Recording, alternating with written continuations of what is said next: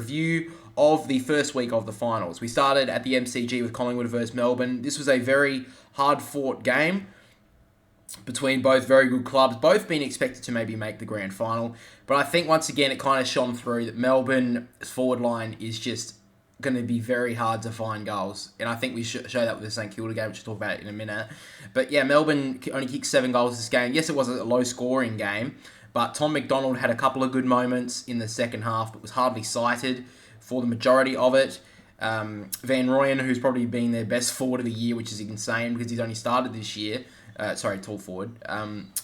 Is now suspended. So next week they're probably going to have to bring in either Brodie Grundy. They're probably going to have to bring in Brodie Grundy. So that's just I don't know how that's going to work. He hasn't proven to be a good forward this year, and now they're going to have to chuck him in against Carlton, who are in very good form. But Collingwood, they couldn't put them away. I will say that. So Collingwood, I think, have a little bit of a concern on the fact that they can't put teams away, and it cost them. It's cost them in a couple of games this year. It's got very close, but in finals, do you really want to be banking on holding on in a big final? Like, this is, they'll be fine to get to the prelim. They'll play the Port Adelaide or the Giants.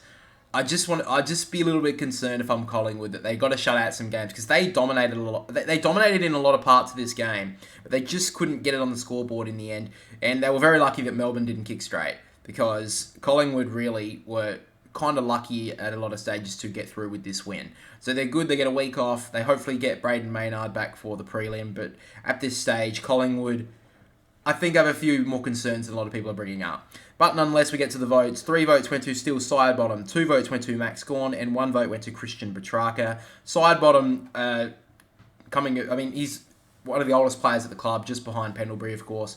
Massive to see him just play an absolute influential role, against 2 very good opponents in Lockie Hunter and Ed Langdon, and they won it on the wings in the end, Collingwood, I believe, just purely on Steele Sidebottom. They hopefully get Nick Dacos as well back in the prelims, so that's going to be massive for Collingwood. Max Gawn was leaps and bounds above anyone for the first half for Melbourne, and then Christian Petrarca got the 1 vote, who definitely came up to his own in the second half. That's why the votes have been given there. This is obviously a little bit more of it. This is like a sort of a pseudo medal for the finals as well. We'll be giving the votes every single week for every single game like we did all season. But yeah, at this stage, Max Gawn was very good. And that's going to be interesting next week as well if Melbourne can continue their form. And Max Gawn can continue his really good form in the ruck as well, with Brodie Grundy likely coming back. But yeah, great win from Collingwood in the end. I've just got a couple of concerns on them, not as much as anyone else in the comp, so I think that they're going to be okay. I think they'll probably win their prelim game and probably make the grand final. We'll see how they go there. Melbourne, they've got to go the long way home now. And, Carlton next week, we'll talk about the tips later, but I think there could be. I think it's going to be a really tough game for them, and they've got to find another avenue to goal because Bailey Fritsch couldn't finish in the end, and 7 goals in a final. It's not going to get. They will get tight, these finals, but I think a couple of clubs, especially up there fighting like the Brisbanes and Carlton and that, do have some potent forward line options. So that's the 2 teams they're going to have to likely beat to make the finals. Well, they're going to have to beat to make the grand final from here in Melbourne. So a couple of struggles for them, more than Collingwood. We'll see how that pans out. Next game is Carlton versus the Swans, and Carlton deserved to win this game in a lot of facets, but on the other hand, Sydney, if they just kicked straight, they could have stolen this one. They were down all night, but were just able to stay with Carlton for the majority of it. Hayden McLean was massive in this game for Sydney. Arguably, I think he's probably their best player on the ground. We'll talk about the votes in a second. Carlton, though, Harry Mackay, he deserves way more scrutiny than he's getting at the moment. I think that it is deplorable. He missed 2 goals from probably a combined 15 metres. And in the commentary, BT, who I'm not a big fan of, to be honest, I think he's incredibly biased when he commentates. But at least he was about to call out Harry Mackay missing an absolute sitter. And then the other commentators, I think it was Luke Hodge and Richo at the time, were just saying, but at least he was in the position. Bro, he missed goals. He's paid to kick goals as a key forward, and he misses from a combined 15 metres out. That is deplorable, and I honestly am surprised he's still in this team. I know, obviously, that he has to be there because he's not injured, But this guy won a Coleman a couple of years ago, and he can barely get on the scoreboard now. This is deplorable footy from him, and he needs to pick up his game, or else, if I'm Carlton, I'm looking to get rid of him, because he's on some good money, and he's not even doing his job. That was crap game from Harry Mackay, and he's lucky, because he almost cost them the win, because those two misses, I mean, those should have been goals, and they would have won this by 3 or 4 goals. But he almost cost Carlton a win, and I think Charlie Curnow is more than capable of holding that forward line up himself, and maybe pick up a recruit who can play a good foil to him. Because Harry Mackay's not doing that at the moment, and he had an absolute deplorable performance from him until he got before he got injured. So we'll see how he comes back if they can make the prelim, if he can come back by then. But yeah, terrible performance by him, and he needs to be scrutinised for it, because if he's doing his job poorly, he needs to be called out for it. It's like a forklift driver who is every single day going into work and scratching the back of it. If your boss doesn't call you out because he doesn't want to hurt your feelings, it's a shit boss. Alright, so that's crap from him, and he needs to pull his game up. But anyway, Sydney, they were lucky that Errol Goulden and Hayden McLean played well for the first 3 quarters, because there was a lot of passengers in this game for Sydney as well. Sydney held up pretty well in defence, I'll say that much, but there are a lot of passengers in that midfield. Warner needed to play a better game, he wasn't good enough. They had to chuck Luke Parker forward because Sydney's forward line wasn't doing good enough. Papley had a pretty poor game in my opinion. Will Hayward was unsighted for the majority of the game. I hardly even saw him. Sam Wicks was okay, but yeah, I think Will Hayward's obviously a big talking point as well. He's never really burst onto the scene for the Swans, and he needs to start performing next year, or else I think Sydney should be looking to get him out of there, because the hybrid forward is probably one of the biggest talking points for every side at the moment. Bailey Fritsch for Melbourne, all these top clubs have these hybrid forwards who are very good, and Sydney, I just don't think they have that option. You look at Carlton, they've got Jack Martin, who's playing brilliantly. Collingwood, I think Jamie Elliott's a pretty good hybrid forward. Jesus Christ. Brisbane, they obviously have Cam Rayner, who is massive, and Melbourne, Bailey Fritsch. These top teams have some really good hybrid forwards. Sydney need to get Will Hayward to play some good footy, and even the Giants with Toby Bedford and Brent Daniels playing some brilliant footy. You don't have to be tall, you don't have to be marking, but you have to make an effort every single week. You have to be playing in between the wings really well, and he's just not at the moment. So he's had a couple of good games this year for Sydney, but I think he's just been sitting there, showing everyone that he does have some sort of talent, but he just doesn't produce it often enough for Sydney. So, pretty poor performance by him, hardly even cited for the majority of the game. And in the end, even though Sydney had more scoring shots, I think they were very lucky to be this close for the majority of the game. I think Carlton, I'll talk more about how I fare with their options next week and how much of a chance I give them against Melbourne.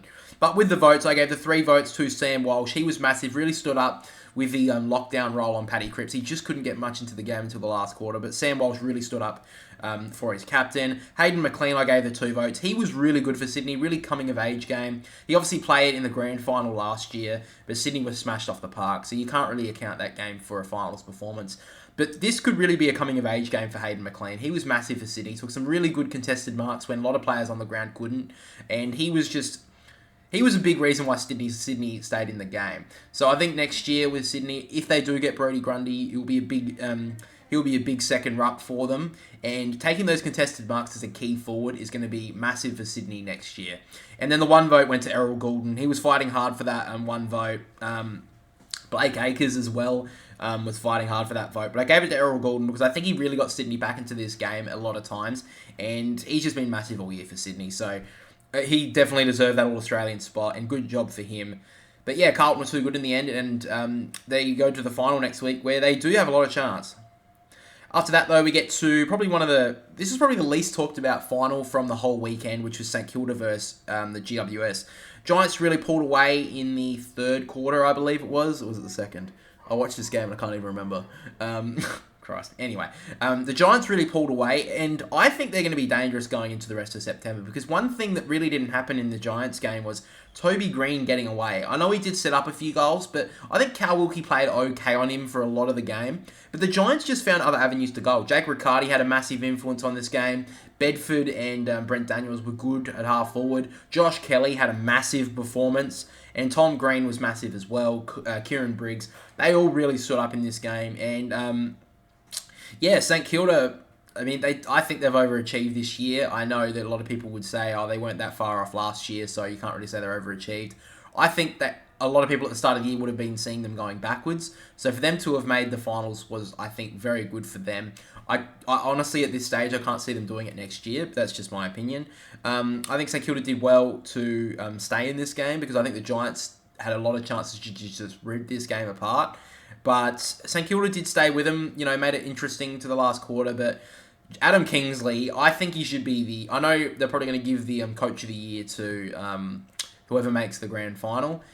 But I honestly think that he's had a massive year, Adam Kingsley. And I know I said Ken Hinkley a couple of weeks ago, but Adam Kingsley, to have got this team from 16th last year, to have lost two big players in Taranto and Hopper in the trade period, only bringing in Toby Bedford, who, not a lot of people would have seen as such a big get, has just changed this side into a really good team to watch. And a lot of people have been calling this like the team for Australia, the team who you should be barracking for, who, if you don't have a team this final series. And I tend to agree. I mean, they're a really good team to watch, and I wouldn't mind seeing the Giants go, deep into the finals this year. So great win from them. Adam Kingsley could be Coach of the Year. I think he's definitely up there, top 3 by far.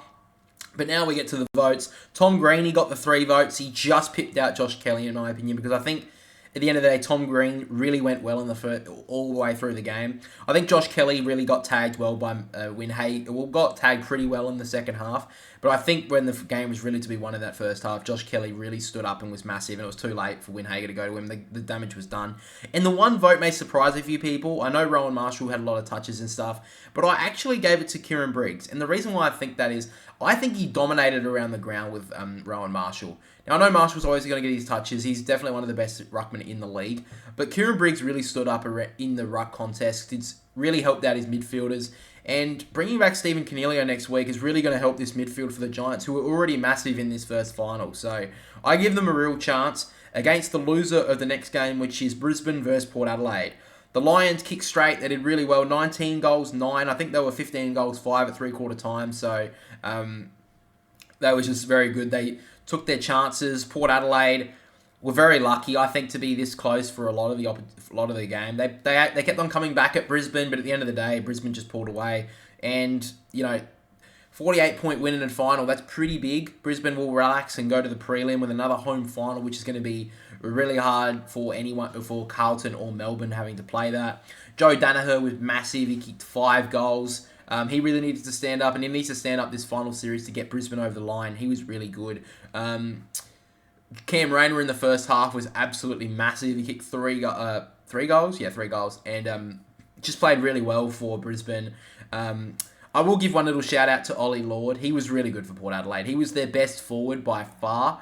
And that's surprising when you got Todd Marshall up there, who couldn't kick straight to save his own life in this qualifying final, which I think, looking back at it now, he did have a bit of the yips in the 2020 prelim final against Richmond, I remember, which at the end of the day really cost them the game because they couldn't convert, and they lost that big final.